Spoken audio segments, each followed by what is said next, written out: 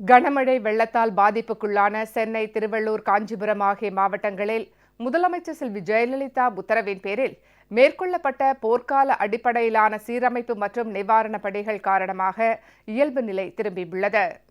பாதிக்கப்பட்ட மக்களுக்கு முதலமைச்சர் ஆணைக்கிணங்க நிவாரண உதவிகள் தொடர்ந்து முழுவீச்சில் வழங்கப்பட்டு வருகின்றன.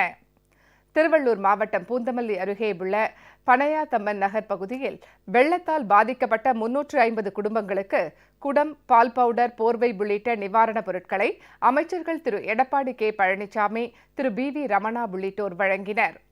வடகிழக்கு பருவமழையால் உயிரிழந்த விழுப்புரம் மாவட்டத்தைச் சேர்ந்த 6 பேரின் குடும்பங்களுக்கு முதலமைச்சர் செல்வி ஜெயலலிதா அறிவித்த நிதி உதவியான தலா 4 லட்சம் ரூபாய் வீதம் மொத்தம் 24 லட்சம் ரூபாய் நிதி உதவியை அமைச்சர் திரு ப. மோகன் உயிரிழந்தோரின் குடும்பத்தினரிடம் வழங்கினார். உளுந்தூர்பேட்டை அருகே செம்மனங்கூர் கிராமத்தைச் சேர்ந்த முருகன், விடாகம் கிராமத்தைச் சேர்ந்த தமிழ்ச்செல்வன், ஏமப்பேர் கிராமத்தைச் சேர்ந்த காமதேனு, கொசப்பாடி கிராமத்தைச் சேர்ந்த மனு, ராமச்சந்திரன், இளையனார்குப்பம் கிராமத்தைச் சேர்ந்த லட்சுமணன் ஆகியோர் குடும்பங்களுக்கு நிதி உதவி வழங்கப்பட்டது. நிதி உதவியை பெற்றுக் கொண்டவர்கள் முதலமைச்சர் செல்வி ஜெயலலிதாவுக்கு நெஞ்சம் நெகிழ நன்றி தெரிவித்தனர்.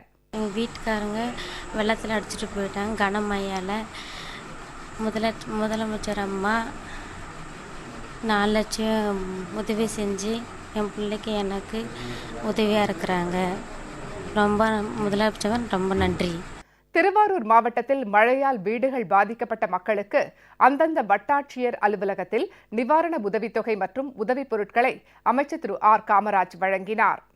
நீடாமங்கலம் வட்டத்திற்குட்பட்ட பல்வேறு கிராமங்களில் நடைபெற்று வரும் மழைக்கால சிறப்பு சுகாதார முகாமையும் அமைச்சர் பார்வையிட்டார். நாகை மாவட்டத்தில் கடந்த சில தினங்களாக பெய்த கனமழையால் தேங்கிய வெள்ள நீர் வெளியேற்றப்பட்டது. நாகை, டாடா நகர், சுனாமி குடியிருப்பு உள்ளிட்ட இடங்களில் மழைநீர் அகற்றும் பணிகளை அமைச்சர் திரு கே. ஏ. ஜெயபால் பார்வையிட்டு ஆய்வு செய்தார்.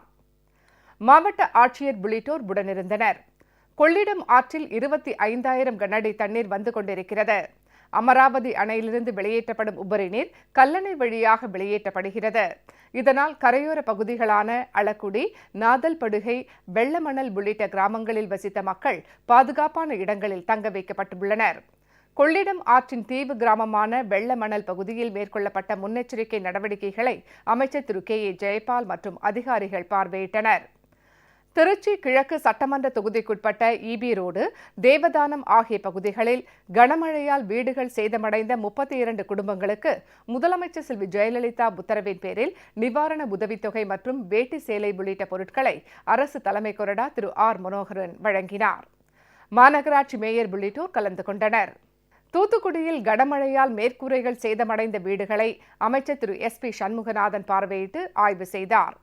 நிவாரண நடவடிக்கைகளை விரைந்து மேற்கொள்ளுமாறு அதிகாரிகளுக்கு அறிவுறுத்தினார்.